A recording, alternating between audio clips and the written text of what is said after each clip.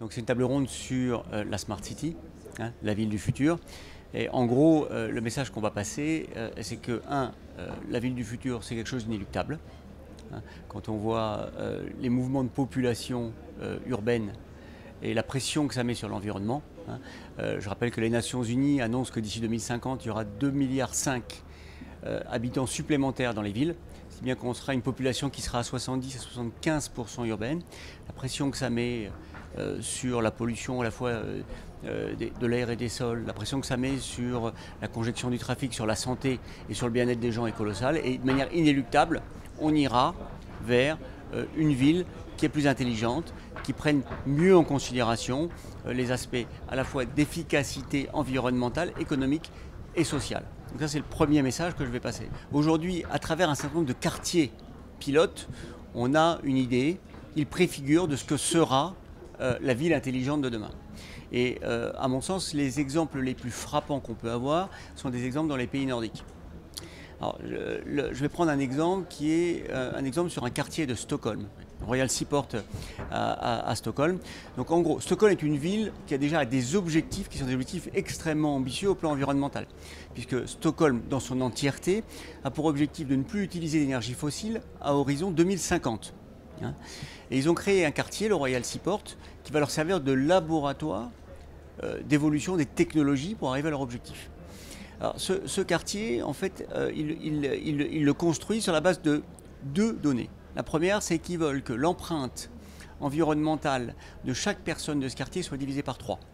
Passer de 4,5 tonnes de CO2 par an à 1,5 tonnes de CO2. Juste par référence, en France, on est plutôt à 7 tonnes et aux États-Unis, 16. Hein, donc déjà, ils sont vertueux, mais ils veulent l'être encore plus. Deuxième chose qui est importante dans ce quartier, c'est qu'ils veulent, à horizon 2030, donc assez rapidement, ne plus utiliser d'énergie fossile. Alors comment font-ils? En gros, il y a 6-7 choses qui testent. Hein, et le quartier a commencé à être construit en 2011. Première chose, c'est évidemment les énergies renouvelables. Donc il va y avoir beaucoup de solaire, un peu d'éolien. Et ils vont imposer que pour chaque bâtiment, il y ait une autoconsommation de 30%. C'est-à-dire que vous pouvez produire votre énergie de manière centralisée ou de manière décentralisée sur chacun des bâtiments. 30% de la consommation doit être de l'autoconsommation.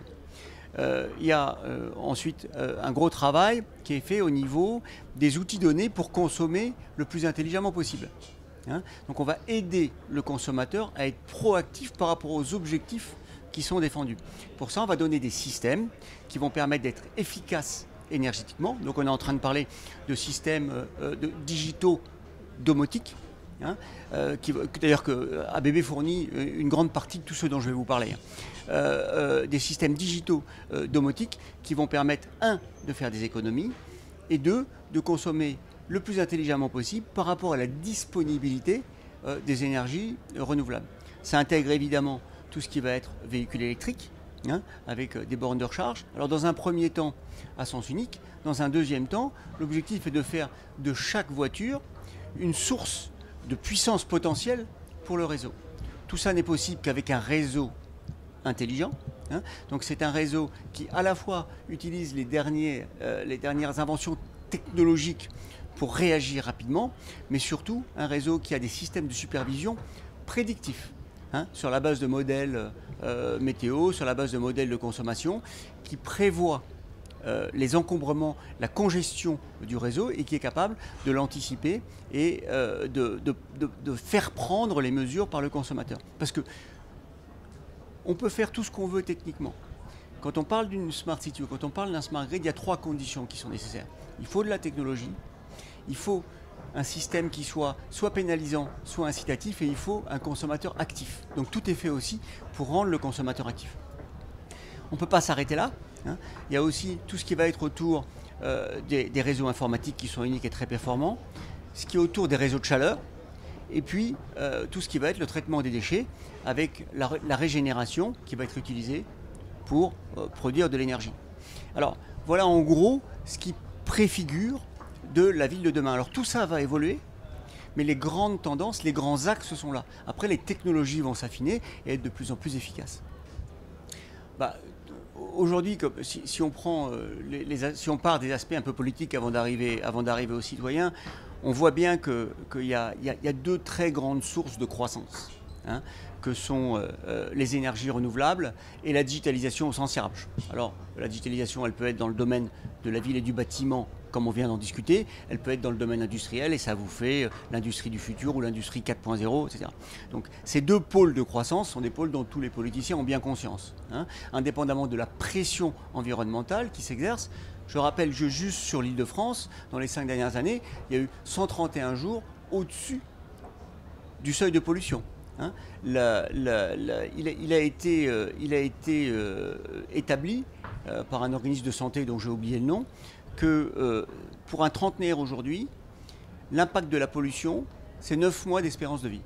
D'accord? Donc il y a aussi une situation. Donc il y aura, et on le voit bien, parce qu'on l'a vu dans les programmes politiques de tous les candidats de l'élection présidentielle récente, hein, on voit bien que ces problématiques de digitalisation et de futur propre sont mis en avant, et il y a une prise de conscience globale des consommateurs qui globalement vont vers là. Alors ils y vont avec plus ou moins d'allant, hein, et c'est pour ça que je vous ai dit que pour que ces choses-là marchent, il faut des mécanismes qui soient à la fois incitatifs et potentiellement pénalisants.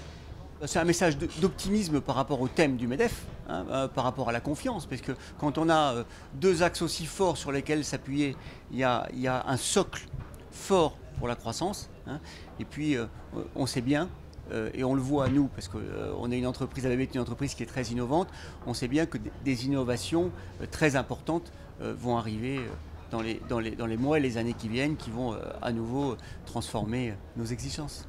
ABB, c'est une entreprise mondiale, hein, qui est une entreprise dont le siège est à Zurich, qui est issue de la fusion d'une entreprise Suède et Suisse, hein, qui fait 35 milliards de dollars de chiffre d'affaires avec 132 000 collaborateurs.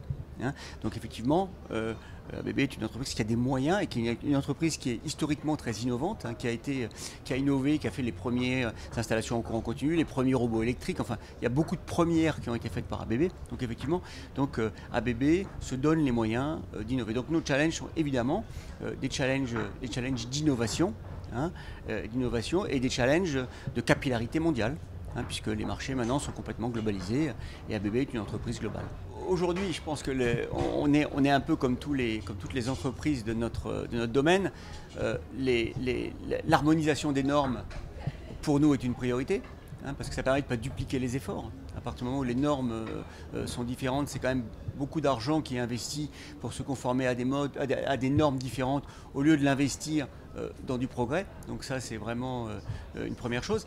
Après, je vous l'ai dit, ces deux transformations majeures dont j'ai parlé ne se feront pas sans un minimum de contraintes. Donc la prise en considération de la contrainte environnement est très importante.